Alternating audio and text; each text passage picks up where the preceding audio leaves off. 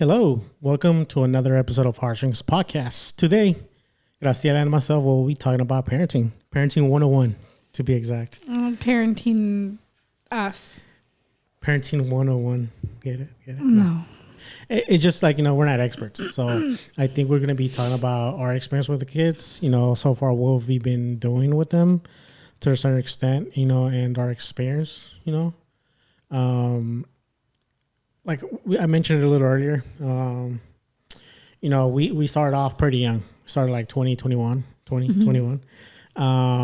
So we were pretty young.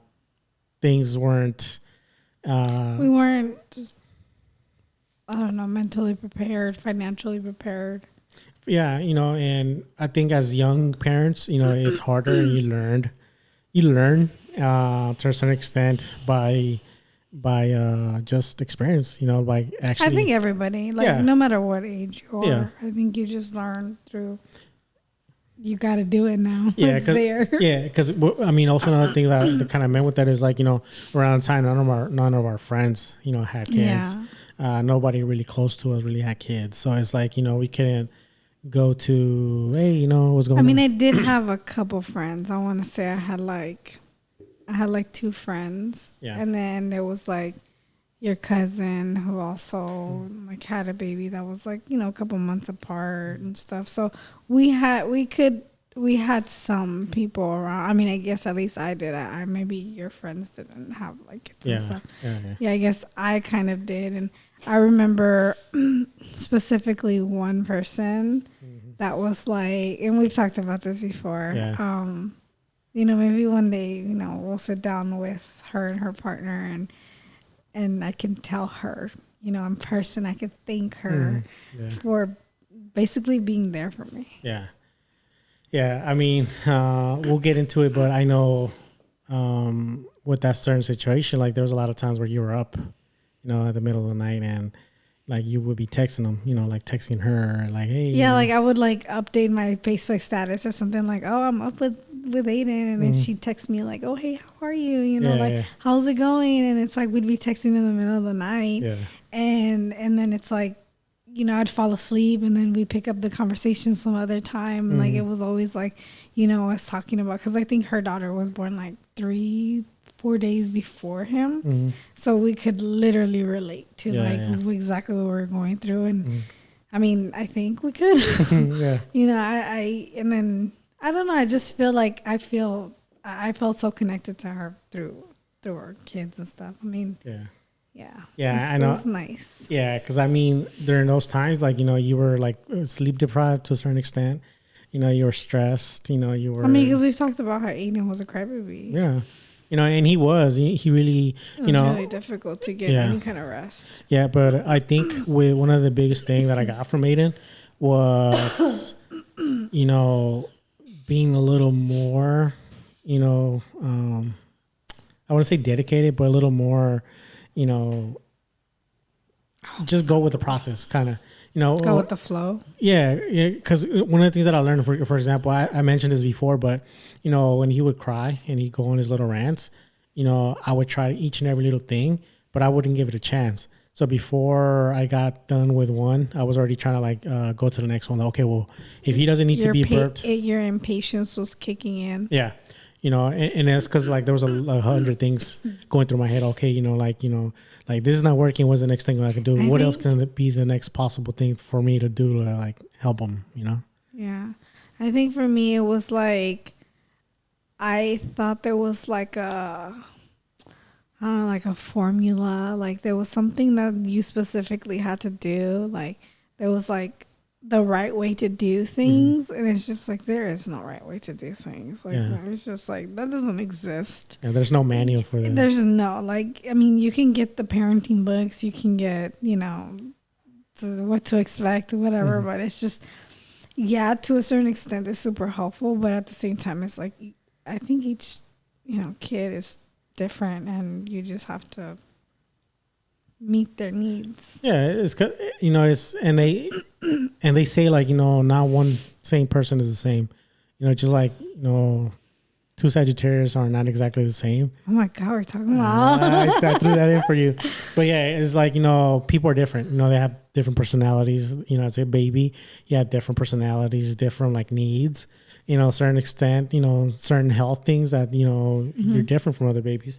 And that's the thing with Aiden. Like I specifically remember this one time where I was burping him. It wasn't working. I switched to the bouncer. Bouncer didn't work. I switched to rocking. So I was like going back and forth. And then finally, okay, let me try to burp him again. I was gonna start the cycle all over again to see which one it was. And I was burping it, and he just burped. Stopped crying after that instantly. So it's like I learned with audio, like, okay, well, let me rock her a little longer. Maybe it'll work. If that doesn't work, then finally I'll switch him over to a different. Different strategy to calm her down. I thought you were gonna cough. I was. Okay, there you go. I did. Yeah, I know. So it was a lot different. Experience wise, it's kind of like what you said. Like, there's no manual. There's a manual. You can name your baby Manuel, but no manual. I know. But yeah, there's not a guidebook that tells you what exactly to do. It's like, oh, if it's turning, if it has its left hand to its head, it means you got to burp them. Like, there's nothing, you have to like. There's no secret signal. Yeah, there isn't. Like, you have to learn how your baby's thinking without the baby actually your baby's talking. Needs, yeah. Yeah. So, yeah, I mean, it was crazy. I mean, it's to a point where it's like when the kids do start talking, it's like a lot of the time the parent knows exactly what they're saying, and other people are gonna be like, what did he just say? You understood him? You understood? Yeah, I know what he's saying. Yeah. It's just, it's kind of like that. It's just like, you're a kid. Like, you're definitely going to figure out what's right. Yeah. Yeah. And I think with Adi, it was a lot different. We had experience, we knew what to expect, and she was just calmer. She was a lot mellow, a lot chiller. Yes and no. I think she was calmer and more mellow and stuff. And I know that it was easy when I was around because I breastfed her. Mm-hmm. And I remember when I went back to work, which is why I bought bottles this time, because I want to train the baby to take both. Mm-hmm. It was really difficult. Yeah. When I was at work, because I think for some time you guys had to feed her with like a syringe, like syringe. A medicine syringe. Like, yeah. I remember you guys had to feed her that way because she wouldn't take a bottle. Yeah. So we had our differences, with her. She started sippy cups really early too. Yeah. Because of that. And that's another thing with Adi that made it a lot easier for us, is that as she was growing, Aiden was growing. So she was also picking up like little things that Aiden was doing. The sippy cup was a big, one of those things. He would be the one that would offer it to her. Yeah, and she would do it, or she would see him with a regular cup, and, she would kind of like, okay, like, let me try that out. Like, whatever he's doing, I want to do. And it made it easy, to a certain extent.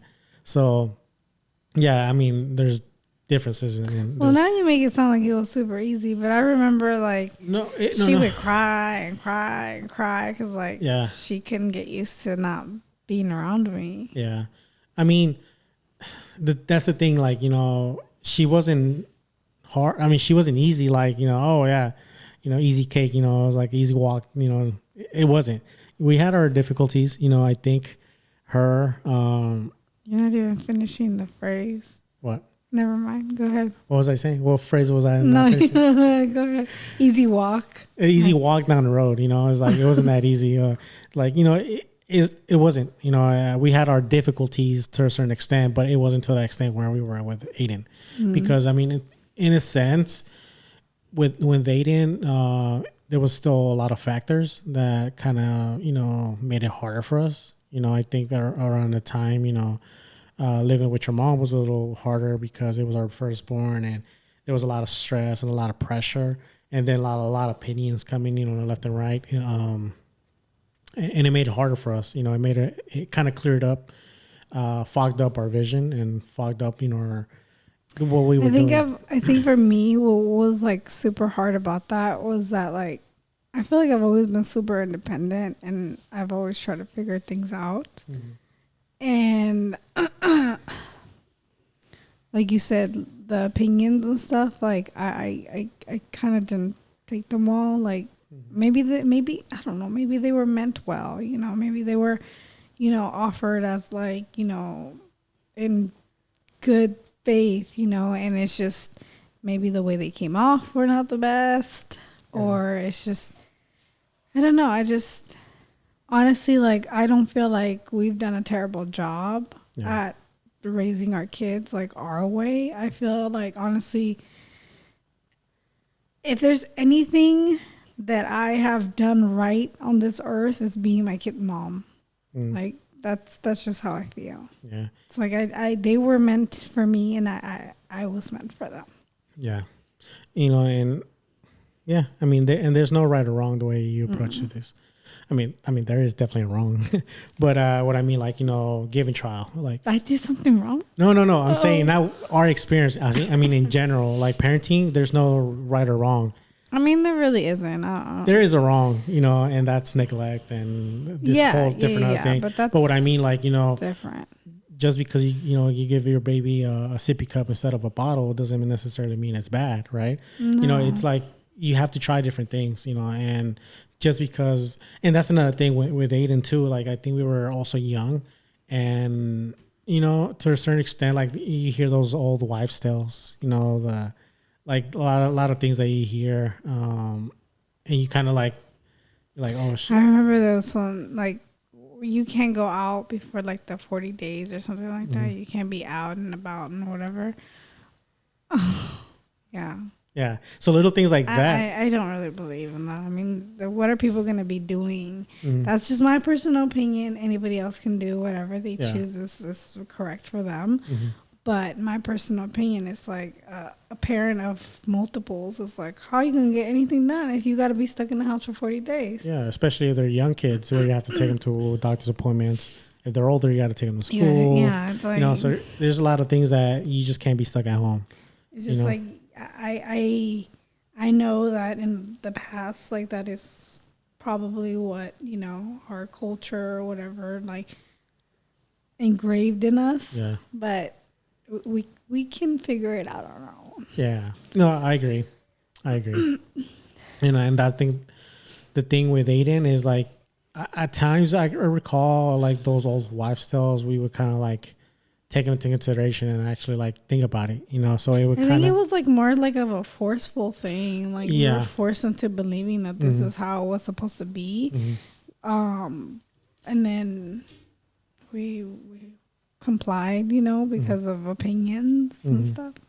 Yeah, and as that went by, we also thought about, okay, well, you know, we kind of started like putting our own opinions on it, like, well, I didn't think that was really necessary, so maybe it wasn't really necessary, maybe it really wasn't what they're saying. So when Addie came, we started kind of like, you know, in a sense experimenting a little bit more. We were kind of like, you know, a little more free with what we were doing, like the whole thing with like taking out, you know, maybe after a certain amount of time. I think it was like after,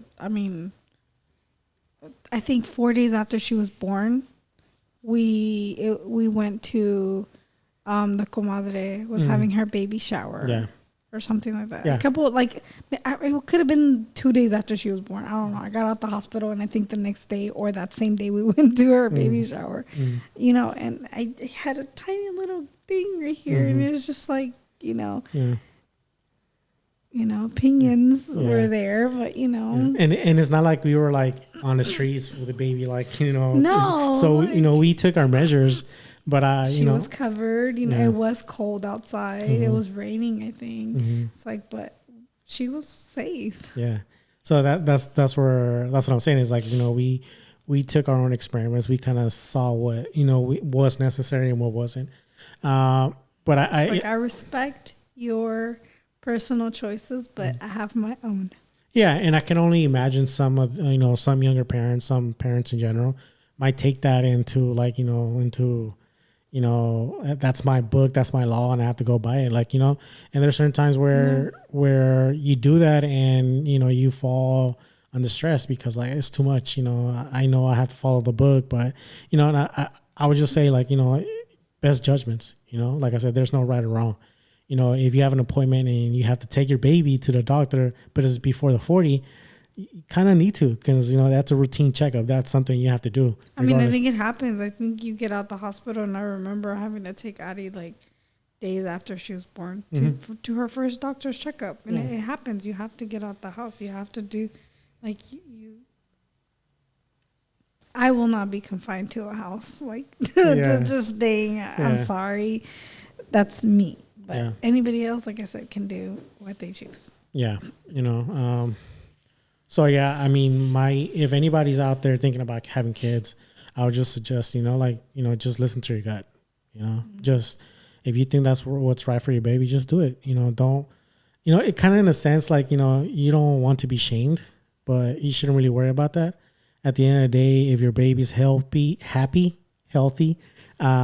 that's, you mix the words. I was going to say that, healthy. I was going to say that. So, like, you know, if they're happy and healthy, then, you know, you're doing something right. You know, I don't think anybody should get bashed when the baby's perfectly fine, when your kid is perfectly fine.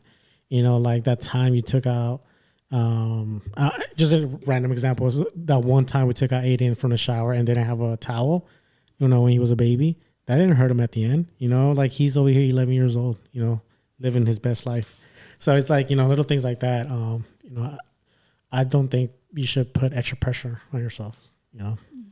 That's just my opinion, you know.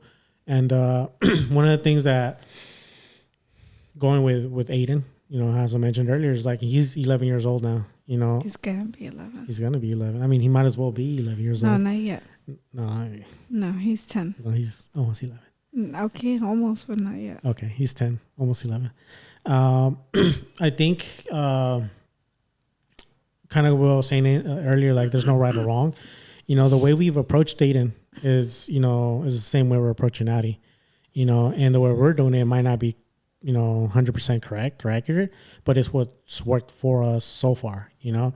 I think with Aiden, like, you know, the way he is as a person, as a little kid, you know, his personality is a lot more quieter side. He's a lot more shyer. He's more of an introvert, you know, and at least I feel, I don't know about you, but me, because I'm considerate and I care about other people, I feel like, you know, I need to, like, in a sense, kind of like, you know, blend in a sense to his personality, have to adapt to his personality. You know, I think as, like, for example, me as a parent, as a father of a boy, you know, I have soccer in my genes. I have soccer in my blood, right? So I want him to play soccer. As soon as I knew he was a boy, I wanted him to play soccer, you know. But as I've learned, as, you know, he grew and he, you know, was, you know, getting older, I learned that he's shy, that he's a little more introvert. You know, I learned that, you know, me pushing him to do something is not going to work out for the best, you know. And I think, you know, I've heard, you know, stories where the fathers push the kids to do something, you know, something that they weren't able to do, and they want to push their kids to be able to do what they weren't able to do, like soccer, a professional soccer player, right? And then you grow up and, you know, you grow to not like what you're doing for a living. I mean, there's a famous soccer player right now that kind of has that, you know, mentality. Is like, he does it for a living. He has that upbringing. Yeah, he has the skills. He could be one of the best soccer players in, you know, Mexican soccer players. But he does it as a job. Literally, that's his 9 to 5. This is my job. But after I'm done with practice, after I'm done with my games, I don't think about soccer. I don't watch soccer. You know, his favorite sport was basketball. You know, that's like, you know, and that's where the pressure, you know, of a parent, you know, family to do something you want, kind of makes you not love something, you know. And I love soccer. And then that's the reason I love soccer is because I watched my dad play soccer. I watched, you know, family, uncles watch and play soccer, you know. So I got that firsthand. So I learned to love it, and I wasn't forced into it. I think if I was forced into something like that, I probably wouldn't have the same love that I do. Mm-hmm. Same thing with Aiden. I didn't want to force him into, you know, playing soccer, you know. So yeah, I mean, from time to time we'll take him out and we would kind of kick the ball, but it wasn't until like he was what, like 2 or 3 years ago that he asked to be in a soccer team. Yeah, so like 7 or 8 years old, and then for an age like that, he's a little like, you know, he's a little older. He's a little inexperienced too. Yeah, when so it comes to it. Yeah, so kids around his age, around that time, have more time playing soccer. But that was something that I kind of wanted. I didn't want to push him. Hey, we didn't even bring water, huh? No. Yeah, that's all right. What kind of service is this? Oh my god! Again, huh? These hosts, man. So I just didn't want to force him. Honestly, I didn't want to force him because I knew that if I was to force him, most likely he was not gonna like soccer long run.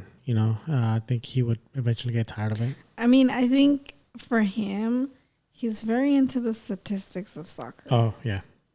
He's into multiple teams. Like, he's not like a diehard fan for like, one specific. Maybe he does have like his favorites. No, he does. But he's very into the statistics of like the leagues. Mm-hmm. I don't know what I'm talking about. I'm just, I just hear you guys talking about this stuff. Like, you guys have like that connection. Like, I hear you guys talking about it, and he communicates with you, and like he's always messaging you and like telling you like, who's playing and who lost and who won. And, I see him, when he gets disappointed when certain teams lose, like I see the passion that he has for the game. Yeah. He does. No, he does. And I feel like a lot has to do with the fact that we didn't push him, because, we... It was something that grew. Because I've seen how he gets. He's very like, he's very sentimental too. I think he's very like, emotional. He has cried before over game losses and stuff. Yeah. Like, recently Mexico lost to the United States in the World Gold Cup. I was surprised he wasn't crying. Well, that's because he went to go watch it at his friend's house across the street, and his friend was the USA fan, and he had to kind of keep his emotions. I mean, he kept his emotions. He came home, and it was funny because we were all just like waiting for him to say something. And he's like, "Dada, Mexico lost." Yeah, like, And then you and my mom walk into the room when he was in the room. We were just staring like, at him. Are you okay? So because we know him, and that's the thing. Like, he's very emotional. So that's passion, and that's what makes me happy. That he's passionate about it, and I didn't have to force him into it. I kind of let him on his own be like, okay, I'm ready. I want to play soccer. I want to be, play for a team. But there's been situations where, I've seen firsthand, like, on how sentimental, how emotional he can be. You with your cough, man. I'm sorry. I recently got sick again. Yeah, no. It wasn't COVID, but I don't know what it was. It gave me the symptoms. Yeah, it was like a little bug going around, honestly. It was a little virus, and I still have like... Yeah. But so what I was saying earlier, like, with this team, he started off as defense. He went as goalie. And then the day that he decided I don't want to be a goalie anymore was during the game. He's like, I don't want to be a goalie. He got hit in the face or in the chest. It was in the chest. And he was hurt. Yeah, but, it was a lot of things going on before that game. He was intimidated by the team because he had played that team, and that team had beat them 9-0, 12-1, 12-2. He was intimidated by a team. It's a really good team. So going into that game, he was intimidated. He was scared. And then that was just a cherry on top, and I was like, Aiden, like, you can't quit. During that time, I was like, you can't quit, dude. Like, this is a game. Your team needs you. Like, you need to play. And, I caught myself kind of like reflecting. You kind of like, I felt like I needed to force him to not quit, and I kind of got flashbacks on my experience as a kid. So I was like, I felt bad afterwards. Like, I didn't want to like put him in that situation where like I'm forcing him to do it. I didn't want to put him in a situation where he was scared of the team he was playing. He was intimidated, and I don't want to, I felt bad that I was pushing him to go back in there and do it. I think there's that, that saying, the thick skin, building thick skin. And to a certain extent, I think I believe in it, but not with this type of situation. I think, I felt bad for me, like, trying to push him, but, at the end of the day, I let him do whatever he wanted to do. Like, I just told him, like, I don't want you to give up. Like, I think if you were to give up now, you would never get better. Like, you need to get better. And the way you do that is by doing it, consistently. You have to be patient. I think after that, he didn't want to do goalie anymore. Huh? No, that was his last game. He's like, after that, he didn't want to be goalie. But I told him, okay, that's fine. You don't want to be goalie. That's fine. We're going to play on the field. And you're just going to have to get better. You have to practice and you got to get better. But I just felt like I needed to be supportive and not push him. Like, no, you're not going to be playing the outfield. You're going to play as a goalie and you're going to stick by it. Like, I wasn't trying to do that. But I remember that game. I was like, I felt bad. I was mad because he was giving up. I was in the middle of the game. Yeah. I was mad because, like, the thing, he's good. He was a good goalie, or he is a good goalie. But he was just scared. So I was like, I felt bad.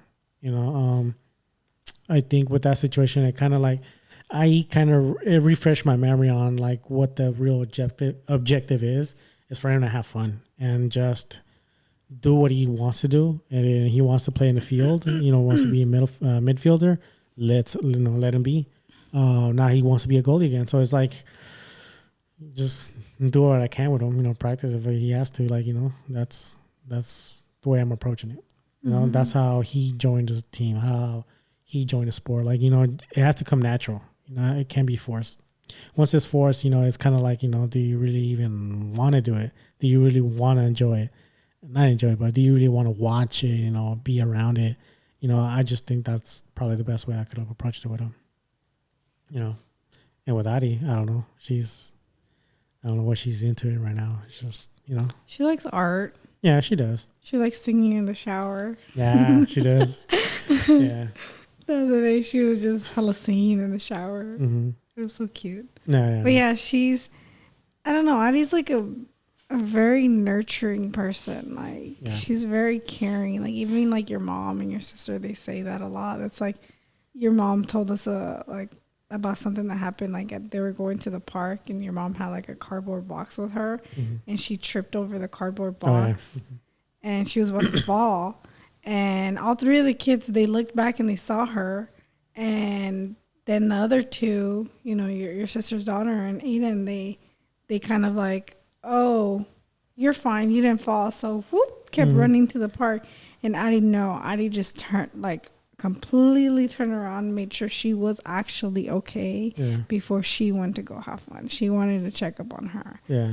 And like, even with me, like, I catch myself like really tired sometimes, and like I come home from work or like, whatever, a day off when I'm resting or something, and I'm like laying down in bed and I catch her like covering me up.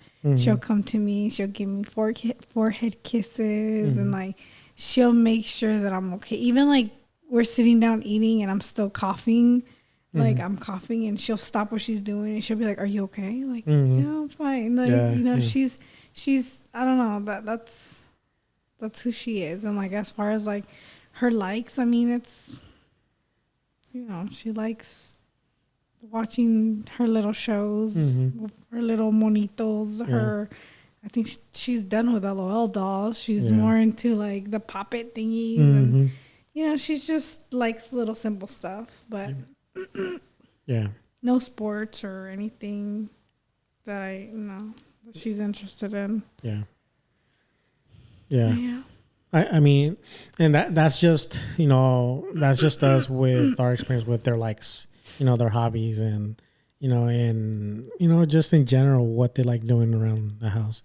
I think parenting is a lot more thorough than that. It's a lot more difficult, and discipline's another one. I think discipline is one of those where, like what's right or wrong, you hear a lot of stories on, me as a kid, I had my share of discipline, through being grounded, through being yelled at to some extent. I got my ass whooped and sometime. Getting under my ass whooped, right? So, I've learned that to a certain extent, sometimes the ass whooping is necessary, but with our kids, I haven't had that, I haven't had that I like to talk to them. Yeah. I feel like that's very, like, it gets the message across. It's like like if we know that they did something that they're not supposed to, it's like we literally sit them down and it's like, okay, we're gonna talk about this because we need to change this behavior, and we let them know what our expectations are, and I'm just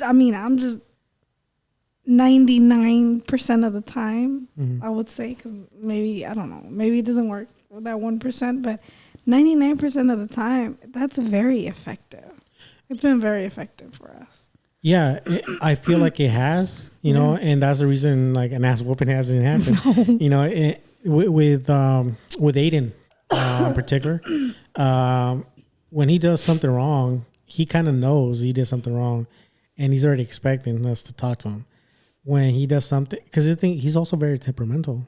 I've noticed that he has a temper. He has a temper. And sometimes he gets all like not crazy, but he gets like, you know, say he starts getting all hyped up, and, you know, sometimes just. Well, he does talk back. He's starting to talk back, and, you know, I put him in his place. Yeah. You know? Yeah, me too. And like sometimes with me, I just like look at him and I just stare at him. Intimidate him. Like, bro. And I don't say anything. I'm just looking at him. And he kind of gets uncomfortable and is like, okay, I'm in trouble. I'm like, and then I'm like, you know, and this is the thing. I don't whoop my kids. He hates that. Yeah, I know he does. He hates that. He does. Because I remember, I don't know what he did, like, not that long ago. Yeah. And I don't know what it was. I can't, oh my God, I'm drawing a blank right now. Yeah. But he did something. And then you looked at him like that. And he came to me and he was like, Daddy's looking at me. And I'm like, okay. Yeah. It's like, he's looking at me like that. And I don't like it. And I was like, and it was funny because I was like, well, look at him back. Yeah. I was like, give him the same look back. And he came into the kitchen, into the dining room, and he did the same thing. And I'm like, holy shit, I'm about to crack. I'm about to start laughing. But yeah, with Aiden, I've raised my boys at him. You know, I'm like, bro, like, you know, when it gets to things like when he starts talking back, you know, like I start getting a little louder. I'm like, you know, once he kind of de-escalates, then I'll talk to him. And I'm like, hey, like, I don't need that from you. Like, I don't need that attitude. Like, if we're asking you for something and we're expecting you to do it because, you know, you have all these privileges. You have all these things that you do for fun. All we're asking for you to do is like either be compliant, do your chore, or whatever it is. Help us out real quick. Like the other day, I sent him to my car to go get me a pack of soda that I had in the car. I was like, oh, can you go get me? He's like, and I was like, oh, okay. So I locked my car, and he was already going out there because he saw that my intention. So I grabbed my key and I opened it when I was outside, and he was like, I was already here. And I was like, yeah, but that's not the attitude that you gave me when I asked you for it. So you better think about that when you ask me for something. Yeah. And I take the exact same, you know, I'm like, with me though, and we're like, okay. Like he did that 2 days ago, I think. And I was like, okay, think about that. Like just the way you answered or the way you, whatever you did, just think about that. So next time you ask for something, you know what I'm going to say. And he's like, you're right. You know, he didn't say you're right, but his face is like, yeah, you're right. You know, and I think as a kid that was disciplined in different ways, I was disciplined the exact same way that we're disciplinating Aiden by talking. You know, I've learned through that. I've learned like this is effective. I wasn't. I was by a certain age. I think when I was younger, I probably got whooping a lot more. As I got older, I think, you know, it was a little different. You know, here and there, it changes, you know. This isn't consistent, but sometimes I would get a talk, sometimes I get a whooping, even when I was a little older. But with Aiden, I've learned that sometimes words are more than enough. You know, if I say something. It's like, it's not just like words. It's like you have to be very direct, very firm. And that gets the point across. Yeah. Like not disrespectful, not like demeaning him or anything, but just, you know. Yeah. Giving him like straight up, like, this is what I need from you. Yeah. You know, and I'll be honest, I've messed up certain times. I've, you know, dropped the ball with him sometimes. But one of the things that I felt like I've done that has helped is like saying sorry. I think that's very important. Like, not too long ago, I made him cry, and I was joking. I said something jokingly and it didn't come out right. And he started crying. And when I say, hey, come over here, he was mad. He was mad, like, no, like, come over here. And I kind of got up to like bring him over here to talk to him. And he was mad. He was like upset. He was, he was hurt by what I said. I can't remember what I said, but he was obviously convenient. No, yeah, I know. It was convenient. But he started crying and I felt bad. But I think the fact that I told him, hey, come over here, and he didn't listen, it kind of like triggered something. Like I started getting mad. No, I started getting mad. Like, well, you're walking away from me, But I told myself, like, okay. I rolled my eyes at you. No, probably did. No, right now. Oh, yeah, I know you did. I'll make sure that camera captures that. But I told myself, like, okay, he's hurt. I messed up. So when I what I did, I went to the room. I was like, hey, I'm sorry. Like, I shouldn't have said that. I didn't mean it like that. I was just playing with you, and I'm sorry. And he. There's an earthquake in my belly right now. Stop. Mm-hmm. Yeah. So I had apologized to him. And I had to tell him, like, I'm sorry, I didn't mean it that way. And I had to explain myself to it. And then I just feel that as growing up, I didn't get that, from my parents. My mom a little bit more than my dad. But ultimately, like, you don't grow up with that type of behavior, that type of like, oh, yeah. You don't grow up with your parents acknowledging your feelings very much. Yeah. And I just I knew that if I want to establish a good relationship with him, I need to let him know that I'm going to mess up sometimes. But he can be like, he can be, I'm losing my words. He can, he can know that if I do mess up, that I'm going to like be a man and be like, okay, I fucked up. And I'm sorry. That you're going to acknowledge that you hurt him. That you're going to acknowledge that, like, his feelings exist. Yeah. Yeah, I think that's important. And I think that's like super important because, like, going back to growing up, it's like growing up, I don't think, at least for me, I can say that I don't think my mom considered the fact that I had feelings. Yeah. It's like, she would say some fucked up shit. Yeah. And it's like, it was like, when I was younger, maybe she'd whoop me, but like as I was growing up, it's like becoming a teenager, it's like, it was like hurtful things. Like the words were just like, and I wouldn't get an apology for it. Yeah. And it's, I think where we both kind of agree, it's like in order for us to kind of break whatever cycle, like started or was going on, it's like we have to, take the kids' feelings more into consideration. It's like they are human beings, and if you say something that's hurtful, they're gonna be hurt. Yeah.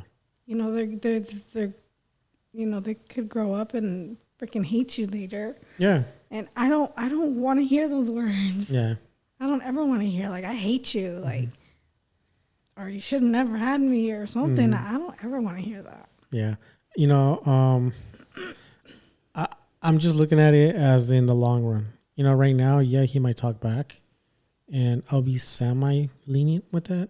But I want to look at it in the long run, like, hey, my dad, my mom, they're my best friends, or, like, oh yeah, I can talk to my parents. Like, I want to establish that relationship early on.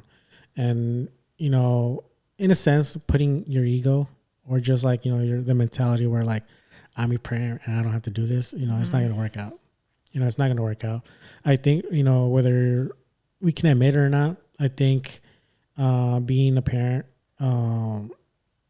it's kind of like you have a sense of responsibility, not just to feed them and clothe them and a shelter, roof over your head, but you also have to like guide them.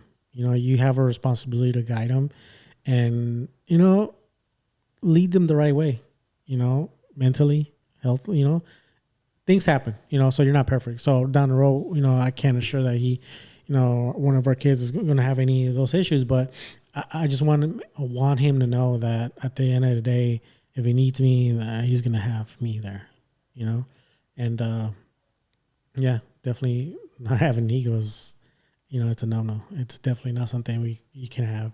You can't be like, I'm your parent and, I don't apologize to you. Yeah. I don't have to take you into consideration. You have to respect me. Like, I don't have to take... You kind of earn that too. Anywhere you go, you earn respect. You don't just assume that you're going to get it. Yeah, like, I can't... No, I'm your parent, so I don't have to take responsibility. Like, no. Like, I'm a person. I have to take responsibility.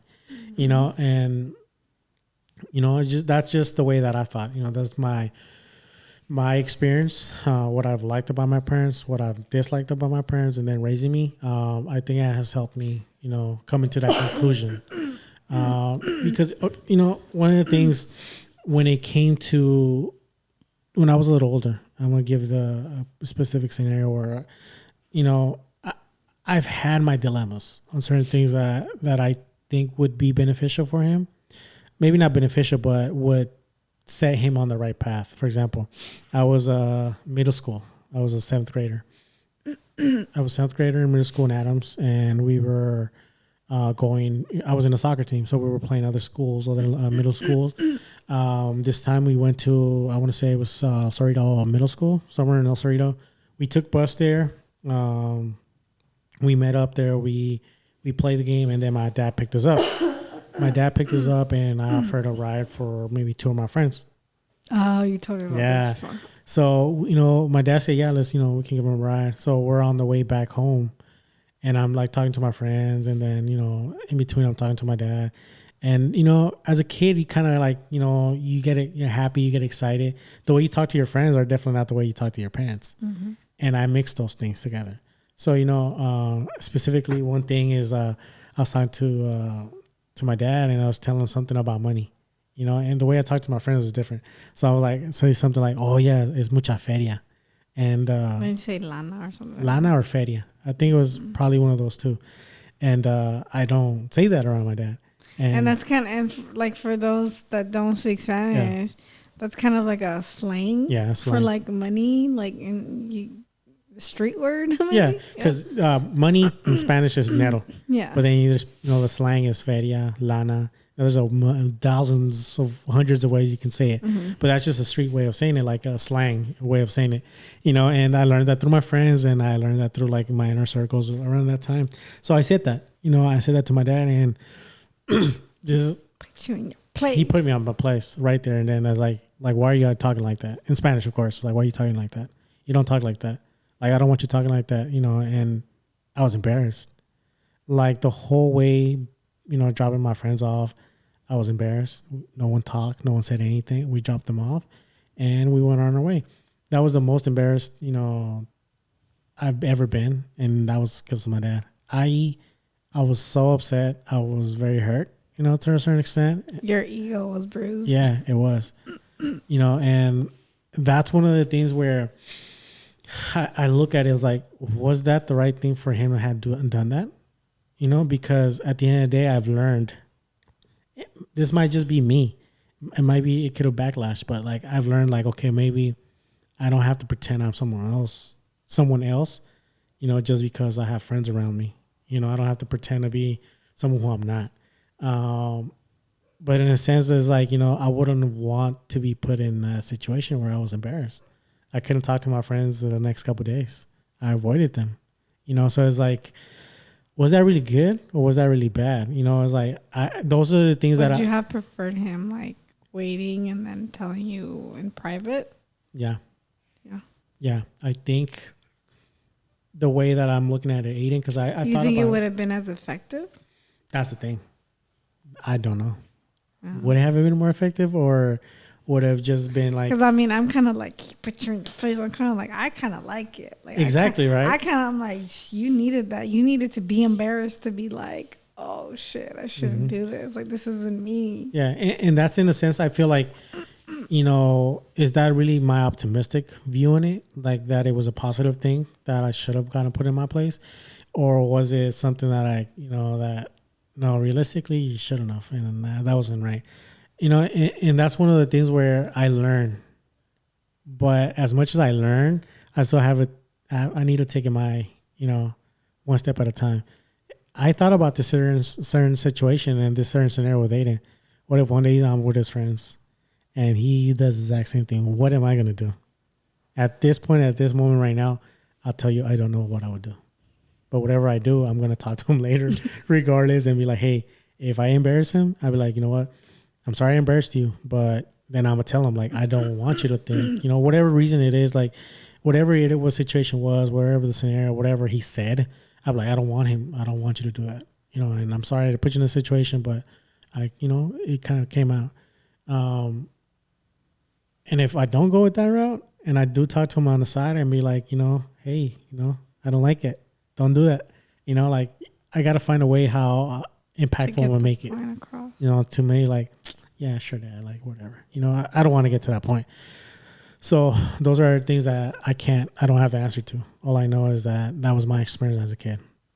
And those are the certain situations, certain scenarios where, there's no right or wrong, but there's also no, there's no plan that you can make on your own. Like, oh, yeah, I'm going to do this. Like, I'm going to do exactly this and I'm going to say it at this time. And, you can't plan that stuff out. Yeah, so it's like, it's just more of like live at the moment type thing, and yeah. I think for for Adi, like the things that I try to do to, make sure she's secure, like in herself.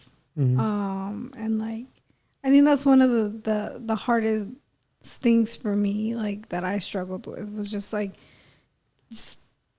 caring about myself, like just loving myself. And I think that's one of the things that I try to do for her, is like let her know, like, no matter what, she's beautiful. Like, and she says that herself, she admits that, it's like, I don't want to make her conceited. Like, I don't want her to be self-centered, but I also want her to love herself. Yeah. I want her to appreciate who she is and, how she looks, and just love herself. I think one of the things that we had to like battle with a little bit was she wanted a crop top. Yeah. And you didn't want her to have a crop top. I still don't want her to have a crop top. She has one crop top. She doesn't even wear it, but she has one. She's wore it like at first. It's just like, I think my idea was like, I don't want to make her self-conscious about herself. Yeah. It's like, it's not, I don't think I was encouraging like anything. I just think I want her to love herself, and I want her to be confident in herself. And I think that I don't know, clothes is clothes, people can look away. Yeah. She doesn't have to limit herself to what she wears because she's a girl for other people's comfort. Yeah. I think with Adi, it was a lot different with Aiden for me. Kind of going around and, I want to get makeup, like, kids makeup. That's hard for me, because I don't want her to like think that she could only be beautiful without makeup. But I think we've done a really good job with it, like, hey, you don't need that. You don't need it. You're beautiful the way you are. And she says it to herself, like, oh, I know I'm beautiful randomly without makeup, but I just like it because it's fun. And she doesn't do it all the time. No, she doesn't. The other day she put blue all over. Yeah. And I just let her be. Like, yeah. So I think those certain situations, like, I kind of need to like let Jesus take the wheel. Because there's a lot of things like just the whole crop top. Let her to find her individuality. Yeah, and the whole crop top thing is not because I didn't, it's like she's a little girl, and this is my mentality. This is the way I think. I don't think a lot of people might think the same way. Maybe some do. But the way I think is like there's a lot of sick people in this world. There's a lot of, unfortunately, there's some perverts and there's some, I get it. Yeah. So I'm always worried about that, and having something like that for her, like, I don't want her to be like, looked at as a target or just looked at in general. But, things like that, I know you're right. she needs to find herself, express herself, and if that's something she wants, then I'm gonna do it. I'm gonna let it slide. Same thing with the makeup thing. Like I didn't want it at first, but like now okay, that's fine.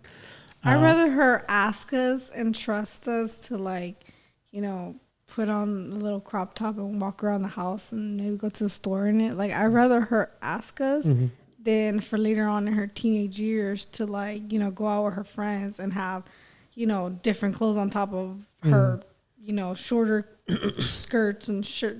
I'd rather her have the confianza and talking to us about it and asking us and us being like, okay, like I approve of this, or it's just like I'd rather just know instead of not know. Like not giving it a chance. I don't want her to put herself in a situation where she's vulnerable. Yeah, and with Adi, it has been harder for me, with certain decisions, but I've had to a certain extent, bend my hand a little bit, for the right reasons, of course. I think her building confidence in herself is important, especially at a young age. So I've allowed it. So yeah, if you tell me, oh, she wants to buy more Croc top, like, sure, just go get them. So I need to be supportive, to a certain extent. And one of the things with Adi, even with Aiden, but specifically Adi, because I also thought about okay, well, kind of like you mentioned, I don't want her to be conceited. I've also mentioned I throw it randomly. Just today in the morning it happened. Hey, he's so smart. Why are you so smart? Because I don't want her to be compliment her. Yeah, because I don't want her to be like, oh, it's all about looks. It's all about my appearance. I also want to make sure that she knows it's not all just about that. It's all about her. Her whatever she's wearing. External beauty is one thing, but yeah, and I told her today because she did something, but basically, I was watching TV. I was chilling in the room, watching TV in the bed, and she came, next to me. And she laid down next to me in my arms, and we're watching TV. She said something. I don't know what it was. It was turning a clip, Tiger Belly, and I was like, I turned around like, why are you so smart? Like you're a smart girl, and she laughed like, oh, just como se pone. The I forgot what it was, but the thing I said to her, it kind of captured, and I can tell, she kind of thought about it, and but I was like, you're so smart, and it was centered around the contents that that is important, it's important, I mentioned a job or something like that.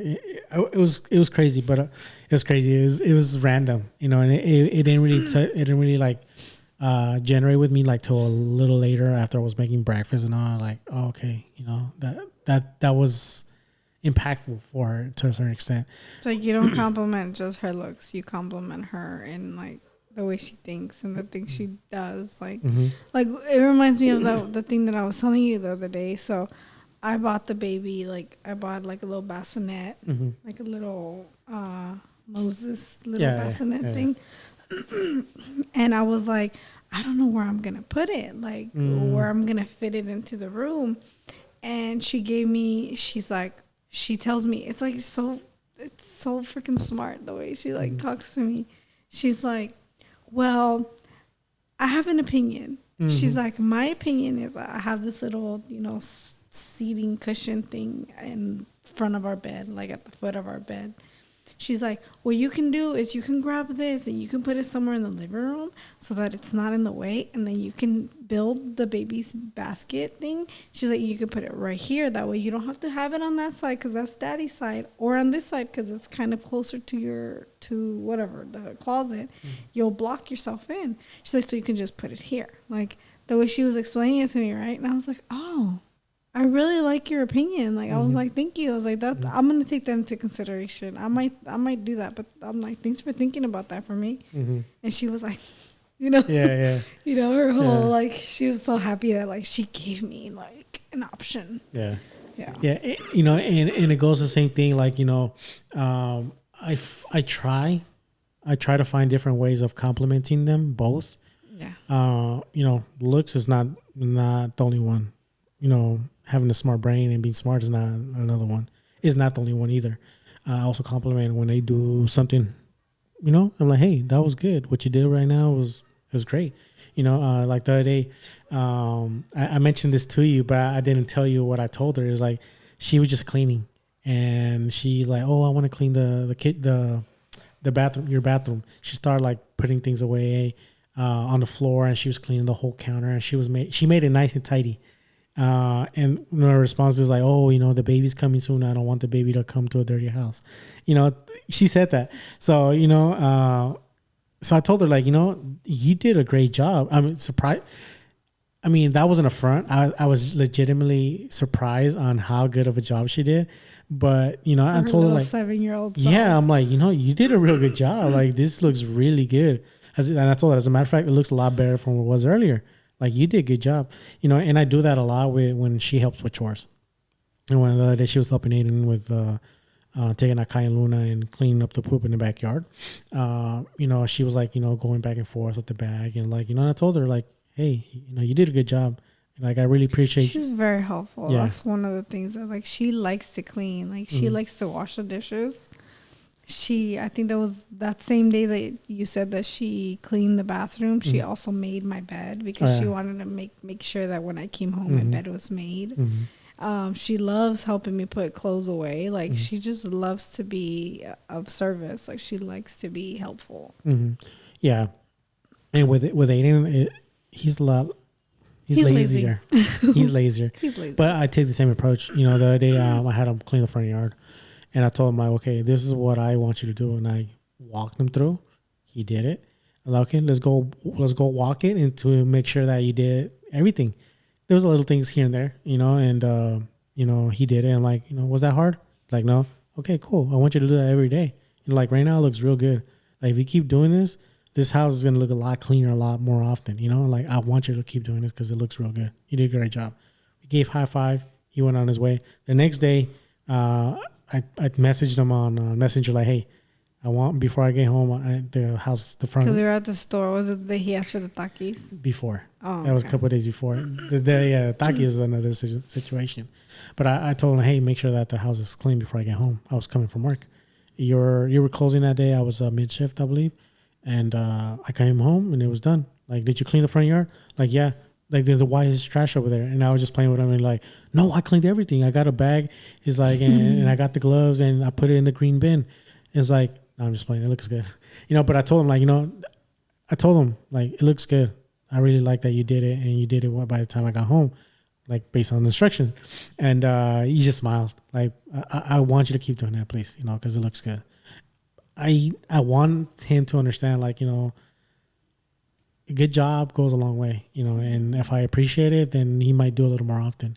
But I think ultimately, I want him to feel good about himself and what he does, if it's a sport as a profession or a job out there, I want him to try, and I think it's been a little harder with him than as opposed to Artie when it comes to chores. But I try to take the same approach. I also tell him like, you're a smart kid. Like, how'd you get so smart?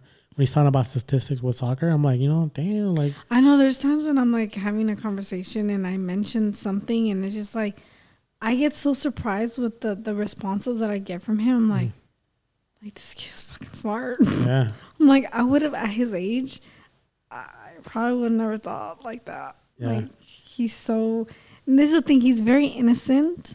He's innocent, but he's very smart. Yeah. And sometimes stats or anything that he learns is like that. Yeah. He gets it. Like he mathematically, he's very smart. He's really good with math. Reading, he fucking hates it. Yeah. No, he doesn't read. He's good with numbers. He's good with numbers. He's good in science, at least the little things that he's learned. I think reading is just one of those. And I think it's not that he's bad, and I think it's just he's lazy. He doesn't want to read. And I think he'd probably do a good job with it if he wasn't so lazy. Because I think with reading it, like you kind of have to like sit down and read each word by word, as opposed to math. Like he knows two numbers. Okay, I know the answer. You know. And I think he wants to go by like this. Yeah, because if you give him a sheet of math, whatever it is, he'll finish it pretty fast. Like, whoa, are you done? You know. Sometimes you kind of mess up one or two things because he's going that fast.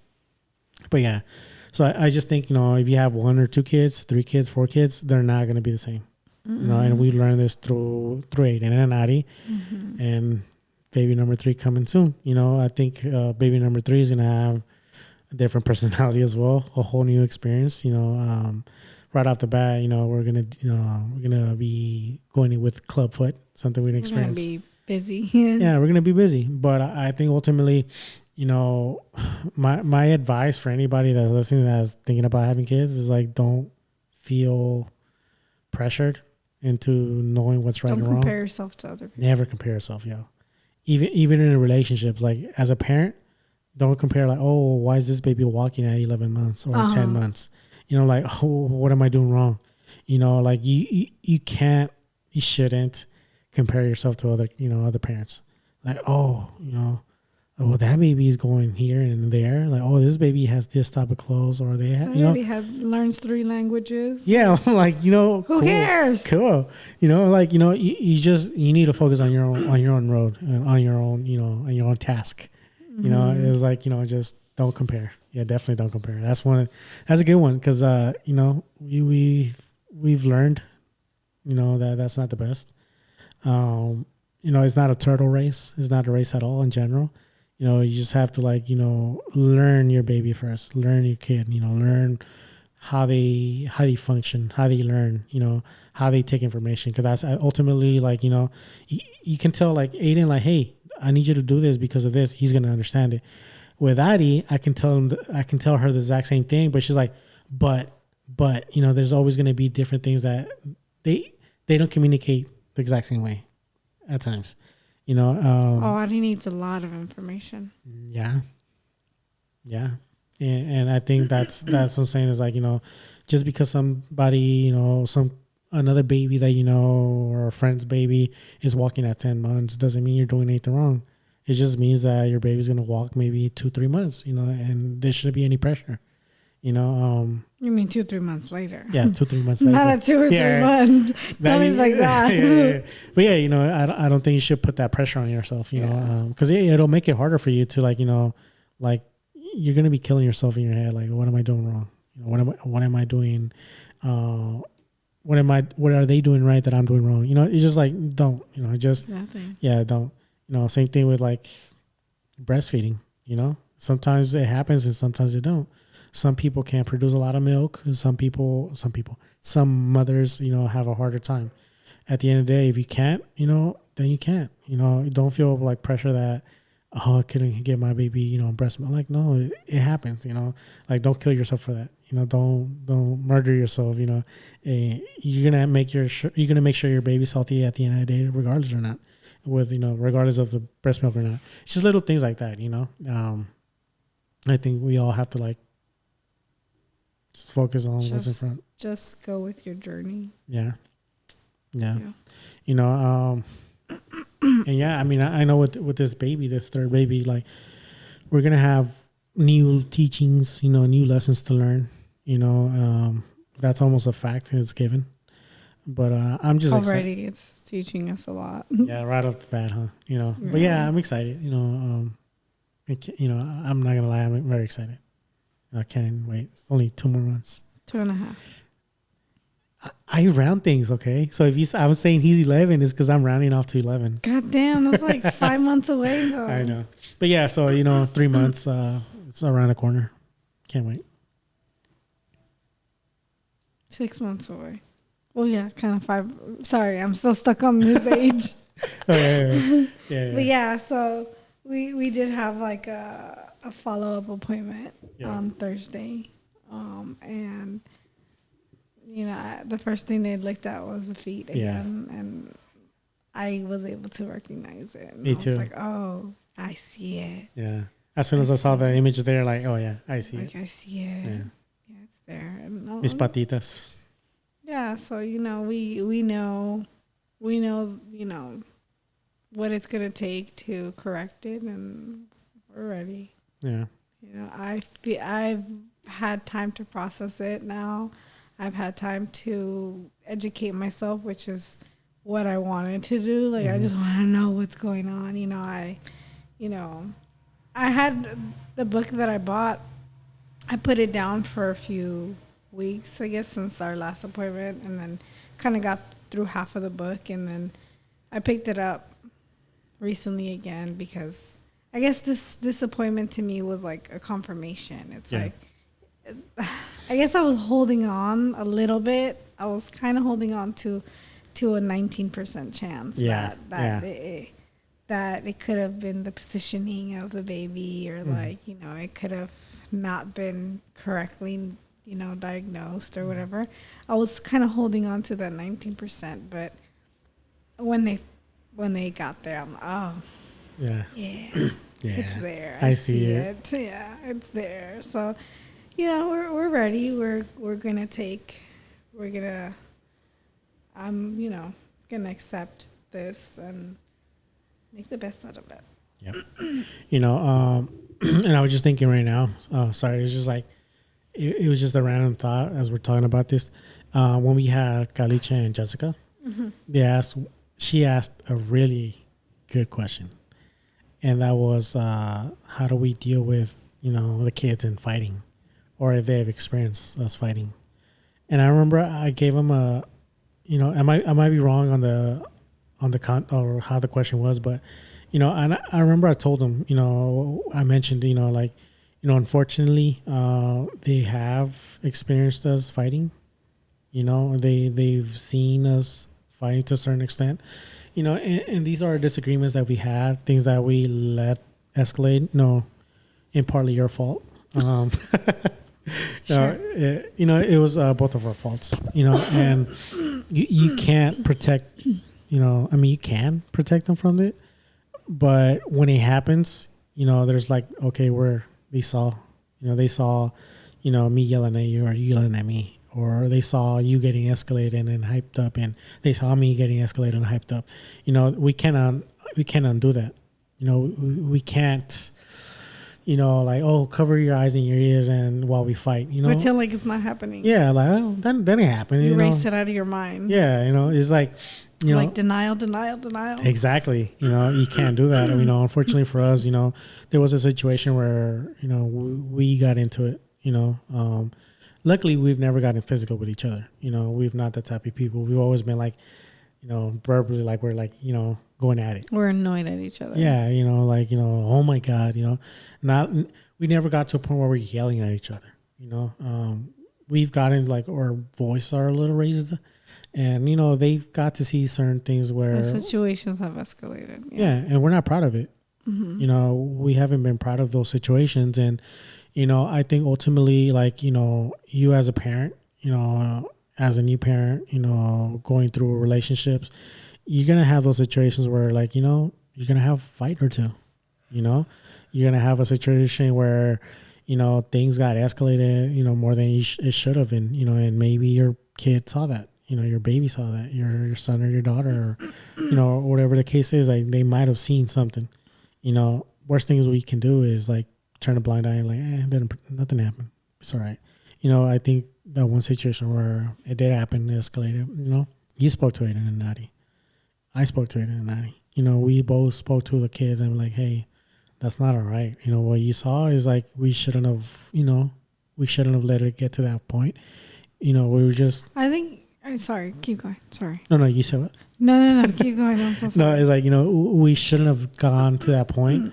But, you know, it's just, you know, we explained them. Like, we explained the situations, like, you know, me and you, your daddy and I, you know, had an argument. And we weren't, you know, agreeing with each other. And, you know, it shouldn't have got to that point. But we're talking about it. Oh, if we fixed it, or aftermath, you know, we fixed it, like, you know, we fixed the situation, you know, we talked about it, you know, so don't, you know, we apologize to them, you know, we sincerely... It hasn't happened very often. No, it doesn't happen like all I think maybe once or twice it happened, you know, and that's the thing, like, you know, we've always had that same mentality when it came to like, we shouldn't be fighting around the kids. You know, we shouldn't be having these escalations when they're around, you know, and the times that we both got the worst out of each other to a certain extent.